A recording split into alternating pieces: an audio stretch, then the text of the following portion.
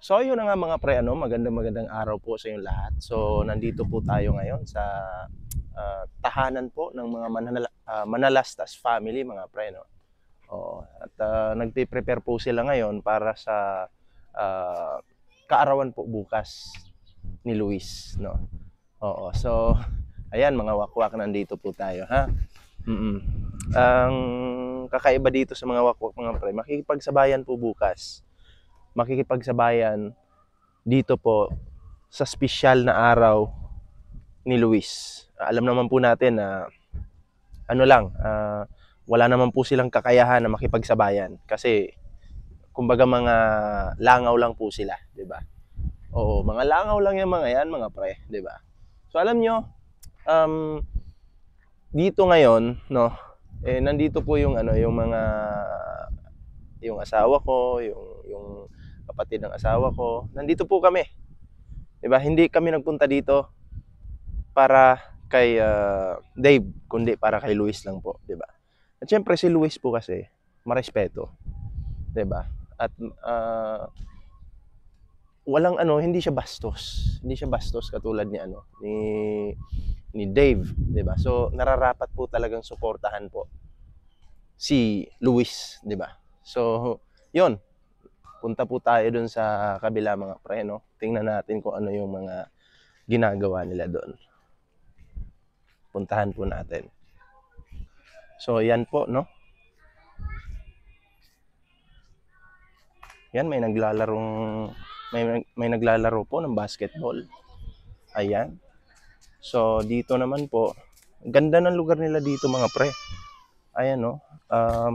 May mga puno, 'di ba? Buhay prinsipe po sana si si Dave. Pero dahil sa ginawa niya po, no. Ayan, nagpabola sa mga wakwak. Yan po yung napala. Sayang ka, Dave. Ayan, naiinggit ka na lang ngayon. 'Di ba? Inggit tikit. Yun yung masasabi ko sa inyo mga pre, no. Inggit tikit po ngayon si Dave, pati po itong kampo ng kadiliman na si Daisy, no. O, alam niyo po ba, itong si Daisy ay may po pala ito noon. O, may gay bar di umano. At dahil po masasama yung ginagawa nila doon, nalugi yung negosyo. 'Di ba? Deserve mo 'yan, Daisy, 'di ba? At saka may kasama po si Daisy. Oo. Baka si Stephen po, no, yung kanyang partner, no, sa nakasama po sa negosyo. Ayun, kasama natin ngayon si Sir JC Isaac. Ayan, nakita na po kami ni Ballpoint Man, mga ka-Ballpoint Man. Ayun. Yan, mga ka-JC, mga ka-Tekram. Yan, nakita-kita na po kami rito ng mga defender. Kami pa po lang po dalawa, pero papunta po dito si Michelle Japina ngayon. Magkikita rin po kami. Ayun. So, ayun mga pre, no, puntahan natin yung yung motor. Oo. Ayan, kasi may motor na sinasabi yung 130,000 daw. Ito ba 'yon? Oo, ano niya? Sinetap na. Ito yung Ito yata yung ito ba yung binigay ni? Parang kasi kulay puti 'yun eh. kulay puti. Hindi di ba binago yung kulay? So sinetap na. Na-set up na. Oo, pero ano to, Honda, para alam ko 'yun, Honda Click 'yun eh. Oo. Honda Click ba to? Ayun. Ito na po. So, bago na pala yung kulay niya, hindi na puti. Bago na. Kasi yung nanggaling kay yan, puti yun. Ako pa mismo ang bumili nun. Ayun. So, estimate mo dito, mga magkano ba tong motor na to? Sa tingin mo? Ko nasa 70 plus lang to eh. 70 plus ba yun? Matagal na rin kasi, dahil nakalimutan ko na rin yung presyo nito, pero bibigyan kita ng magandang update dito. Tatanong ko ulit ito. Alam ko, nung time na yun siyempre marami na rin tayo bago natin dinala rito yan, nag-rent pa tayo ng van. Tapos nung nirigalo kay Dave ito, na nagdala pa tayo ng van dito para isakay lang yan. Tapos may helmet niyo. Kaya siguro tumaas lang ang presyo nito kasi kasama na yung helmet. May binili pa kaming isang helmet nun eh. bukod yung helmet na dala nito. Pero ang sabi ni Stephen, nasa 130,000 daw. Ano? Parang overpriced naman yata yun. Oo, kasi yung totoo niyan, nakalimutan ko na rin yung presyo, no? Pero hindi naman siguro ganun kalaki. At binigay ko naman lahat yung resibo nito eh. Hindi ko lang alam kung ano na yun. Pero alam ko, pinorward ko kay Panyang yan eh. Oo. Lahat ng ano nito, pinorward ko sa kanya, yung mga xerox niya. Bahala na siya kung alam mo naman, medyo gumagawa na siya ng ano, pwede siya mag-overprice, no? Oo. So, nandito lang pala yung yung motor. Ayan, no? Nandito. Ayan, no? Ayan, no? Ganda. Pwede nilang kunin, di ba? Oo. Kasi Ano hindi naman po binenta yung motor ni Dave, nandito lang po, no? Pero ito, nung time na yun, na dinala ko rito yan, kulay puti yan. May Kulay stripe puti. siya na silver. Yun ang original na kulay niyan eh. Oo. So, pina-set up na pala niya. So, ayun. Ayan, iba na. Kaya hindi ko na makikilala talaga. Iba na. Oo, iba na. Pare, oh. Ayan, Thank you po. Thank you. Thank you, Sir thank you. GC. Thank you. Thank you po. Ayun.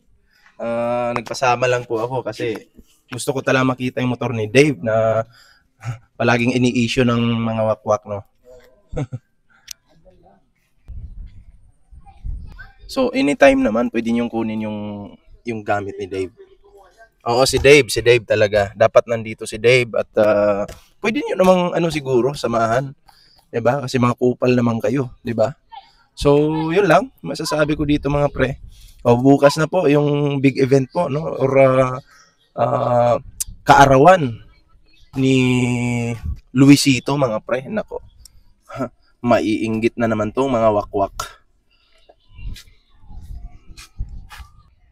Alam niyo mga pre, dito po sa buong Mapaniki, 'di ba? Kapag tinanong niyo, kilala niyo ba ang Manalastas family? Kilalang kilala po ang pamilya ng Manalastas. Kaya yung mga sinasabi ng mga wakwak na hindi naman daw po kilala yung mga Manalastas, yan po ay fake news po sila, 'di ba? Kasi hindi naman po sila taga rito. Bakit nila nasabi 'yon? Ang papaniwalaan po natin yung taga dito mismo sa Mapaniki, 'di ba? Kasi kahit saan ka po dito magtanong, no? Kilalang kilala po nila ang Manalastas family. Kahit saan. Kahit sa magtanong ka sa lulo mong panot. 'Di ba, mga pre?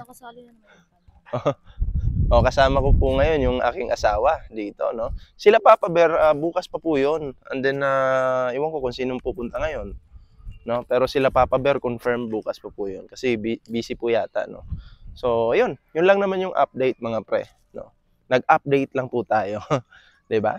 So, Dave, sinayang mo talaga yung kabutihan ng Manalastas family, 'di ba? Ikaw sana dito buhay prinsipe ka, 'di ba? Tingnan nyo, etong si Dave at yung isa niyang baklang ninong na pinatira po ni Sir Tekram dito sa kanyang bahay noon ay ginaganon po pala yung ari ni Dave o itlog ni Dave, di ba? Kumbaga gustong hawakan, nakakahiya yung baklang yun. Ako po. Tapos pag maliligo si Dave, parang gustong sumama dun sa sa CR ng baklang yun. Nako, nakakahiya talaga itong mga to. Ako na yung nahiya sa baklang yun. 'Di ba? Ako na po yung nahiya talaga. Kalain mo, may pagnanasa po talaga. May kalibugan sa katawan itong bayot na to, 'di ba? Alam nyo na kung sino yon mga pre. Paano ngayon? Nasa kanila na. Di bahala na sila. Kahit anong gawin nila, wala nang problema. Di ba? Malaya na si Ninong humawak ng itlog ni Dave. Di ba? San ka pa? Itlog lang yung malakas. Ay, nako po mga pre. So, yun. No? Maraming salamat po sa mga natin dyan. Yung mga patuloy na nakikisama sa pang-aasar dito sa mga wakwak. Kasi itong mga wakwak, asar talo to kasi mga talunan talaga. Pag talunan ka, maasar ka. Ganun lang naman kasimple, di ba? So anyway, yun lang naman yung ating video ngayon mga pre. Maraming salamat po sa pagsama sa ating video ngayon. Ayan kita-kits po ulit tayo sa susunod na video. And sa hindi pa po nakapag-subscribe sa ating YouTube channel, huwag kalimutang mag-like, share, subscribe, and para naman po maging updated kayo sa lahat ng mga uploads natin mga pre. Siyempre, ayan sa bawat like nyo po sa ating video, parang isang sampal na rin po yun sa mga wakwak na to. So maraming salamat po, kita-kits po tayo sa susunod na video. Ingat-ingat po kayo lahat.